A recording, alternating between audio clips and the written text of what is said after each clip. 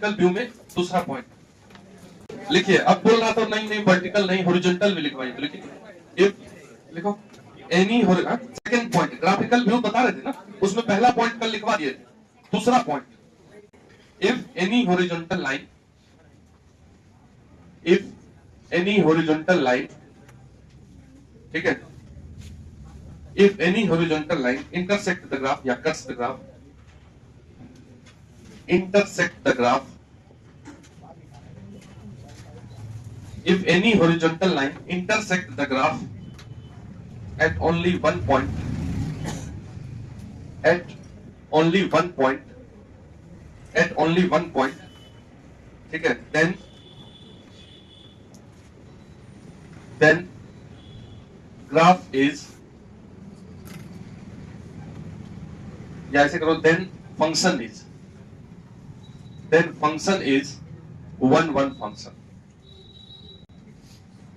one function intersect the graph of function लिख सकते हैं आप, ऐसे करके लिख दो graph of function।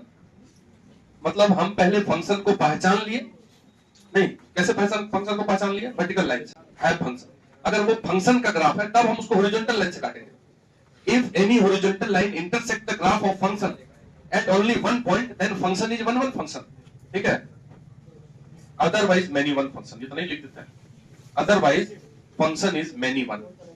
हम यहाँ पे क्या लिखेंगे, अगर कोई फंक्शन है, जैसे ये फंक्शन है कि नहीं, ये किसका ग्राफ है, मॉड एक्स का है, जो जानते हैं, ठीक है, तो ऐसा ग्राफ है, ये वर्टिकल लाइन से एक ही जगह कटेगा, ये फंक्शन है, तो कैसा फंक्शन है, मेनी वन और वन चेक करने के लिए ये वाला पॉइंट है कि अगर कोई हॉरिजॉन्टल लाइन इसको एक ही जगह काटेगा तो ये वन होगा, और अगर any horizontal line cuts the graph at more than one point, जैसे यहाँ दो जगह काटे, ये कैसा फंक्शन है, ये मेनी वन का ग्राफ है, ये मेनी वन फंक्शन हुआ। जैसे मान लो कि अगर y बराबर x है, स्ट्रेट लाइन है, जो लोग नहीं जानते हैं ग्राफ को, कोई बात नहीं, मान लीजिए कि y बराबर x का ग्राफ है, ऐसे पॉइंट रख के बना लो, x की जगह 0 तो y भी 0, x की जगह 1 तो y भी 1, अब मिलाएंगे तो मिल जाएगा, स्ट्रेट लाइन, लीनियर फंक्शन है तो स्ट्रेट लाइन है। तो इसको अगर किसी हॉरिजॉन्टल लाइन से काटोगे, कितनों बार काटोगे, तो एक ही बार काटेगा, ये कैसा फंक्शन हुआ, वन फंक्शन हुआ। समझ रहे हैं? कोई भी फंक्शन अगर sin x का ग्राफ जानते हो तो sin x का ग्राफ ऐसा होता है कि नहीं होता, और भी ऐसा अप डाउन करते रहे 1 मिनट, तो इसको कितना जगह काटेगा कोई हॉरिजॉन्टल लाइन, 2 जगह काटेगा, तो ये कैसा फंक्शन है, मेनी वन फंक्शन। तो लिख लीजिए इसको। चलो नेक्स्ट पॉइंट लिखो, इसी में हटा देते हैं। कोई फंक्शन का ग्राफ सामने है, इधर देखो, अगर किसी फंक्शन का ग्राफ सामने है तो यहां से शुरू होकर के और ये साफ टाइप से यहां तक आया, ठीक है, कुछ है ऐसे ही, क्या पता क्या है, फंक्शन का ग्राफ है ना, कोई भी वर्टिकल लाइन इसको एक ही जगह काटेगा, इस टाइप से हम बनाए, मतलब तुम भी वैसे बनाना, ऐसे सीधा लाइन भी ले सकते। तो ये एक्स एक्सिस में यदि देखें हम तो कहां से कहां तक है, तो यहां से यहां तक है, अगर तुम इधर एक्स एक्सिस पे आके घूमोगे तो मिलेगा वो ग्राफ, इसके आगे भी जाओगे तो मिलेगा, नहीं मिलेगा। तो हम ये मान लेते हैं कि ये ए पॉइंट है और ये बी पॉइंट है एक्स एक्सिस, और वाई एक्सिस में कहां से कहां तक है वो भी देख लेते हैं। तो वाई एक्सिस में ये यहां से चालू हुआ और यहां तक गया है, ठीक है, मान लेते हैं कि यहां तक गया है, और इसके सामने ऐसा हम एक इसका नाम दे देते हैं डी। तो अगर तुम इसको देखो तो पता करो कि एक्स एक्सिस में ये ग्राफ कहां से कहां तक है, ए से बी तक है, कोई भी बोल देगा, वाई एक्सिस में। तो कहने का अर्थ हुआ कि एक्स एक्सिस पे इनपुट होता है हमेशा, और वाई एक्सिस पे आउटपुट होता है। मतलब अगर हम इनपुट वाले एक्सिस पे चल रहे हैं तो इधर से चलना, एक्स एक्सिस पे आ गए, हम खड़े हो गए यहाँ, एक्स एक्सिस पे चलते चलते जैसे ही ए पे आए तो हम देखेंगे अच्छा यहाँ पे फंक्शन मिला। इससे पहले तो एक्स एक्सिस पे कहीं भी अगर हम घूमेंगे तो ऊपर नीचे ताकेंगे, देखेंगे फंक्शन ही नहीं है, कहां जाके फंक्शन शुरुआत होगा मिलना, ए पे मिलना शुरू होगा। तो ए पे फंक्शन का वैल्यू मिलना शुरू हो गया, मतलब ए पे हमको आउटपुट मिलना शुरू हो गया, कहां तक मिलते ही रहेगा, बी तक, तो वो फंक्शन का डोमेन कहलाए। इस फंक्शन का, जिस फंक्शन का ये ग्राफ है, इस फंक्शन का डोमेन ए से बी है, ऐसे ब्रैकेट में लिखिए, मतलब ए से बी तक हमको आउटपुट मिला, नहीं मिला ग्राफ ठीक। तो किसी फंक्शन के ग्राफ को देख करके अगर डोमेन देखना है तो कैसे देखेंगे, एक्स एक्सिस पे देख लीजिए कहां है, वही उसका डोमेन है, समझ गए बात को। और अगर रेंज की बात करें तो y एक्सिस पे कहां मिलना शुरू हुआ, सी पे, वैल्यू मिनिमम वैल्यू क्या मिला, सी, अधिकतम ऊंचाई क्या मिला, डी, तो वो रेंज कहलाता है। तो रेंज मतलब value of function, minimum value and maximum value. जैसे तुम्हारा रेंज क्या है, तो मान लीजिए कि हम 500 रुपया मिनिमम रोज कमाते हैं, 1000 रुपया मैक्सिमम कमाए, तो ये अपना रेंज है, इसी बीच में वेरी करते रहे, ये फिक्स है। समझ रहे बात को? तो इसी प्रकार से किसी फंक्शन का अगर डोमेन रेंज ग्राफ से तुरंत ऐसे देखना है तो देखेंगे ग्राफ कहां से कहां लाई कर रहा है, एक्स एक्सिस में वो उसका डोमेन कहलाएगा, और वाई एक्सिस में कहां से कहां लाई कर रहा है तो रेंज कहलाएगा। समझ रहे हैं? इसको भी फोटो बना लीजिए थर्ड पॉइंट। ठीक है, problem based on types of function, problem based on types of function अति महत्वपूर्ण है, सभी जगह पूछा जाता है, बोर्ड में भी और जो एग्जाम तुमको देना होगा सब IIT NDA जहां जाओ तहां मिल जाएगा। ठीक है, तो बेसिक पता होना चाहिए। अब इसको पहले तो हम बोर्ड के हिसाब से भी देखेंगे, पहला काम तो ही होगा, उसके बाद ऑब्जेक्टिव के हिसाब से देखेंगे, जैसे समझो समझ तो जेबे करोगे, अस्तित्व समझना। हम क्या बताए थे कि किसी भी फंक्शन का मेथड मतलब मशीन के थ्रू समझाए थे कि मोबाइल है तो मोबाइल में इनपुट है तो आउटपुट मिलता है। ऐसे मान लो कि किसी भी मशीन को बनाना हो, हम कोई भी AC बनाना है, कुछ भी बाइक बनाना है, तो पहले उसका फॉर्मूला लिखा जाता है, उसको मैथमेटिकल मॉडलिंग बोलते हैं। तब उसी फॉर्मूला पे काम करके जो डिजाइनर है वो डिजाइन का काम पूरा करेगा, पहले गलती होगा सही होगा काफी टाइम लगेगा, और जब आ जाएगा वो बन जाएगा तब उसको मार्केट में दिया जाता है। ऐसे थोड़ी ना बना दिया जाता है, समझे बात को? ऐसे कोई भी चीज नहीं बन जाता है। तो किसी भी फंक्शन को पहले उसका फॉर्मूला लिखा जाता है। हम तुमको समझाए थे कि फंक्शन को मशीन के थ्रू भी समझा सकते हैं कि इस मशीन में 1 दिए 1 मिला, 2 दिए तो 4 मिला, 3 दिए तो 9 मिला, तो ये स्क्वायर कर रहा है तो इसका फॉर्मूला लिख दिया कि fx इक्वल टू x, क्योंकि f में x जाएगा तो स्क्वायर मिलेगा। यही तो मैथमेटिकल मॉडलिंग है। तो क्वेश्चन पहले हम लिखते हैं, फिर क्वेश्चन का मतलब समझाएंगे। एक छोटा सा क्वेश्चन लिखते हैं कि इफ, तुम लोग मत लिखो, ठीक है? इफ हम लिख देते हैं, इफ ए फंक्शन, पहले हम लिखते हैं बताएंगे तब लिखेंगे। f from real to real, r to r, ये जो R टू R है मतलब रियल टू रियल, अभी तुरंत आ रहे हैं। If a function f from real to real is defined by fx equal to x square, then prove that function is many one and in two। ठीक है, ये क्वेश्चन अभी बिहार बोर्ड में भी पूछेगा, यूपीएससी में भी पूछेगा, जेई में तो ये नहीं पूछेगा, थोड़ा आसान हो गया। ठीक है, समझ रहे बात को? वहां भारी कर देगा। ये पहला क्वेश्चन ही होगा जब एग्जाम होगा बोर्ड वाला, बस यही आएगा। ठीक है, तो इसको पहले क्वेश्चन समझो क्या लिखा है।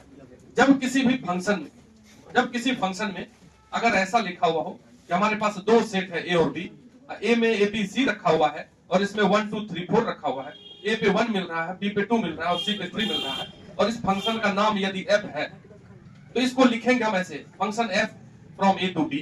ये A से B का फंक्शन है और ये क्या है, A पे 1 मिल रहा है और B पे क्या मिल रहा है 2 मिल रहा है और C पे 3, ये 4 खाली बैठा हुआ है, वो डोमेन मांगे। ये फंक्शन कैसा फंक्शन है देख के लिखा हुआ, 1 1 तो है ही, साथ में इनटू है क्योंकि इसमें वो ज्यादा है। तो फंक्शन को जब इस प्रकार से कहीं लिखा हुआ हो तो पहला वाला जो A है उसको डोमेन बोलते हैं, मतलब वो डोमेन वाला सेट है, और दूसरा वाला जो B है ये कोडोमेन, रेंज वाला नहीं, पूरे सेट को हमेशा कोडोमेन बोलते हैं। ठीक है, तो B क्या है कोडोमेन। तो पहले तो इसको समझ गए कि वो जो R टू R लिखा है क्या मतलब है, F from R to R लिखा हुआ है तो domain all real number is domain. और कोडोमेन में भी बात तो करना ही मत 2 मिनट केवल, क्योंकि इसको समझ लो तब तुम बात करते रहना, ये भी टेंशन नहीं है। देख तो रहा होगा। देखो इस क्वेश्चन का मतलब ये हो गया कि अगर ये लिखा हुआ है तो अपना फंक्शन का नाम f है जिसमें रियल नंबर से रियल नंबर के बीच कनेक्शन होना है, पहले ही बता दिया किताब पर, समझ रहे ना? कनेक्शन किससे किस में होना है ये पहले ही डिफाइन है। तो यहाँ पे डिफाइन है कि कनेक्शन ऑल रियल नंबर से ऑल रियल नंबर होना, मतलब दो सेट है जिसमें इसमें सारे रियल नंबर्स बैठे हुए, इनपुट वाला सेट है और इसमें भी सारे रियल नंबर वाले नंबर्स रखे हुए। रियल नंबर क्या होता है, सब होता है, -2 होता है और भी पहले होता होगा, -1 0 1 2 3 4 सब है। ठीक है, दशमलव में भी है, समझ रहे हैं नहीं लिखे हैं। और उसके बाद उस आउटपुट वाले कोडोमेन वाले बॉक्स में भी सब है, -2 है, -1 है, 0 1 2 3 4 5 6 7 8 9 कुल मिलाकर ये सब रखा है, जितना है सब रियल नंबर। दो बॉक्स है अपने पास, एक में सारा रियल नंबर और दूसरे में भी सारा रियल नंबर। क्वेश्चन बोला है कि फंक्शन जो है वो रियल नंबर से रियल नंबर के बीच बनना है, क्वेश्चन वाला बोला, तो कनेक्शन इसी से इसी को करना है। तो कभी भी कनेक्शन ऐसे नहीं होता है, एक रूल के अकॉर्डिंग होता है। नहीं समझो, हमारे मतलब ऐसे भी तुम देखो, नेचर में भी देखो कि जब कनेक्शन होता है तो एक रूल के तहत होता है कि नहीं। मान लो किसी के शादी करना है तो ऐसे तो नहीं हो जाता है कि मतलब हाँ शादी, मतलब वो तो फिर गलत के इसमें आ जाता है ना। तो एक रूल होता है, घर वाले देखते हैं, ये करते हैं, बोलते हैं ठीक है चलना है चलना है, तो ओके होता है। तो वही तो रूल है। तो ये फंक्शन भी जब कनेक्शन होगा रियल से रियल नंबर में, तो उसके तहत होगा कि एक रूल के तहत होगा। तो वो रूल दिया हुआ है, देखिए ये इज डिफाइंड बाय, ये जो फंक्शन रियल से रियल नंबर का बनेगा is defined by this formula.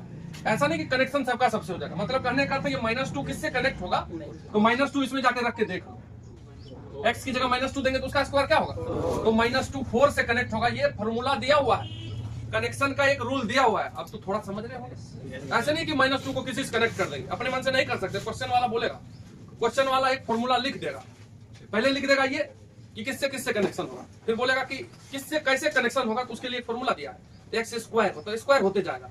फिर -1 किससे कनेक्ट होगा, उसका स्क्वायर से, तो कनेक्ट कर गए। -0 किससे कनेक्ट होगा, 0 से, और 1 भी 1 से कनेक्ट होगा।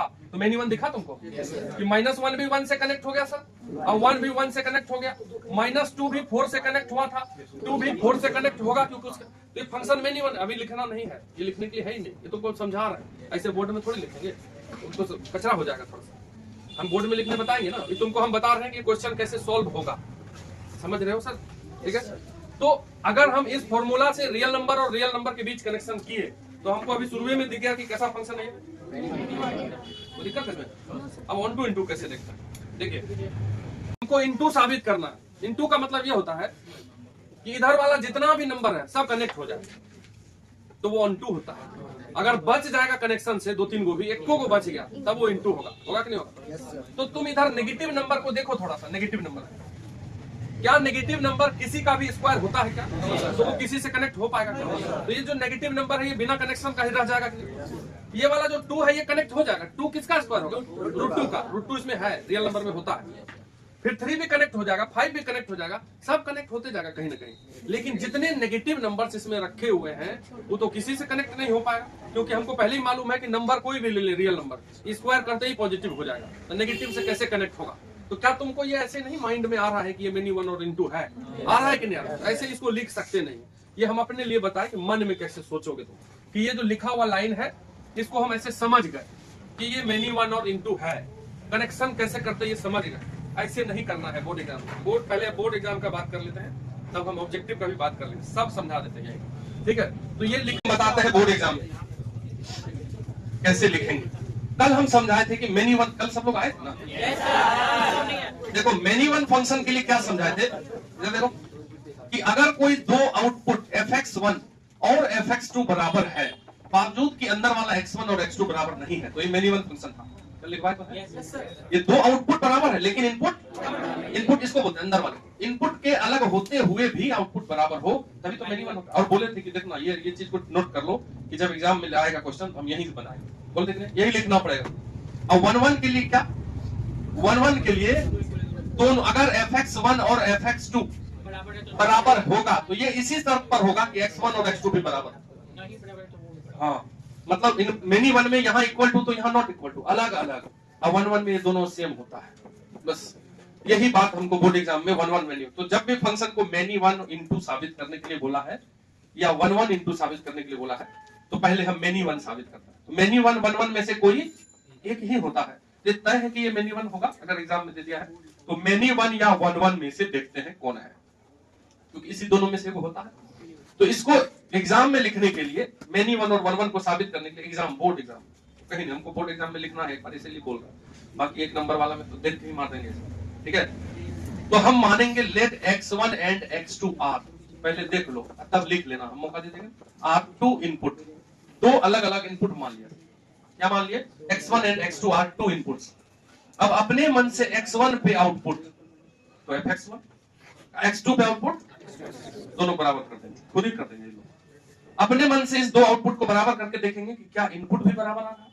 अगर हम इस आउटपुट को बराबर करने पे इनपुट को भी बराबर पाएंगे तो वो 1-1 हो जाएगा, और इनपुट अलग अलग पाएंगे तो नहीं होगा। अभी थोड़ा कनेक्ट करना है, तो इस दोनों को अगर इक्वल कर दिए fx1 क्या, तो क्वेश्चन में देखेंगे fx क्या, fx क्या है, तो fa क्या होगा अंकित, अगर fx x² है तो fa क्या, वाह बहुत तेज, ठीक है। तो fx1 क्या,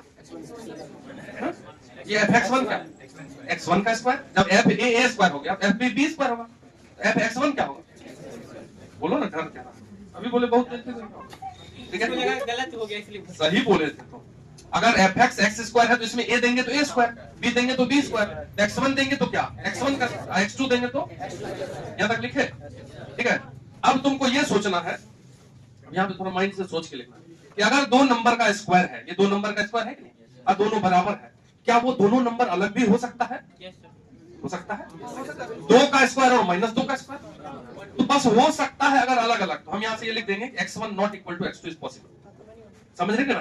तो fx1 को fx2 को बराबर करने पे अगर हम x1 नहीं इक्वल टू x2 तक पहुंच पाए तो हेंस फंक्शन इज मेनिमल, ठीक, ज्यादा नहीं लिखना है, ये 2 नंबर में आएगा बोर्ड एग्जाम, ठीक है, हेंस फंक्शन इज मेनिमल। अगर तुमको नहीं आता है एग्जाम में, तो मेनिमल प्रूफ करना है तो जबरदस्ती नॉट इक्वल टू लिख देना, कुछ भी ना सोचे, क्योंकि मेनिमल में यही करना पड़ेगा।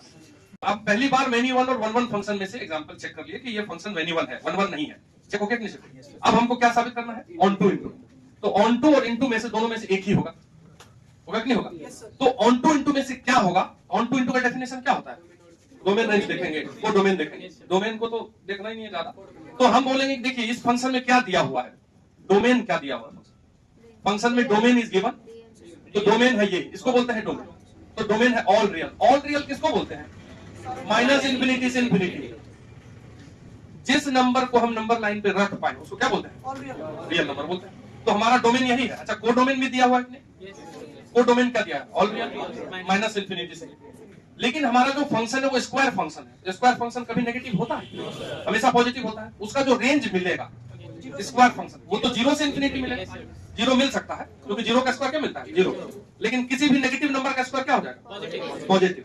तो इसलिए अगर हम रेंज को दिखाएंगे तो रेंज दिखाएंगे 0 से, बोर्ड एग्जाम में लिख के बता रहे हैं, अभी तुरंत आ जाएगा तुमको ऑब्जेक्टिव वाला, उसमें इतना कोई नाटक नहीं, एक लाइन का काम। तो हम बोलेंगे कि हियर जो कोडोमेन है और रेंज है वो बराबर नहीं है, range is not equal to codomain, और रेंज अगर कोडोमेन के बराबर नहीं है तो hence function is into, function is into function. तो अगर ये फंक्शन इनटू हो गया और ये फंक्शन मेनी वन हो गया तो फाइनली हम क्या बोलेंगे कि हमारा given function is many one and into, बस इतना ही बोलना है और ज्यादा नहीं बोलना है तुमको। तो बोर्ड एग्जाम में तुमको ये लिखना पड़ेगा, इसको नोट कर लीजिए, ऑन टू इनटू वाले को नोट कर। अब ऑब्जेक्टिव एक लाइन का काम है, जैसे हमारा फंक्शन क्या है, ठीक है, हमारा फंक्शन है fx equal to y equal to x square, तो जो लोग y equal to x square को जानते हैं वो तो ये जानते हैं कि पैराबोला बनेगा, बनेगा कि नहीं बनेगा, नहीं जानते हैं तो मान लीजिए, तो अगर कोई हॉरिजॉन्टल लाइन इसको 2 जगह काट दिया तो ये फंक्शन कैसा है, तो लिख दिया मैंने ऑब्जेक्टिव के लिए, नहीं लिख दिया। और इसका रेंज देखिए, रेंज अगर किसी फंक्शन का ग्राफ से देखते हैं तो ये देखिए कि y एक्सिस पे कहां मिल रहा है, तो नीचे 0 तक मिल रहा है, 0 से नीचे मिल रहा है क्या, तो 0 से ऊपर कहीं भी जा रहा है, तो इसका रेंज क्या है 0 से इंफिनिटी। तो रेंज अगर 0 से इंफिनिटी है, कोडोमेन देखेंगे ऑल रियल दिया है, तो बराबर हुआ नहीं ना हुआ, कोडोमेन तो गिवन रहेगा क्वेश्चन में, कोडोमेन क्या दिया हुआ है ऑल रियल, तो क्या ये दोनों बराबर है, इसलिए इनटू। तो ऑब्जेक्टिव में तो यही करेंगे, तो उतना क्यों लिखेंगे, लेकिन बोर्ड में नहीं करेंगे, सब्जेक्टिव में लिखेंगे, समझ लेंगे बात हो क्या।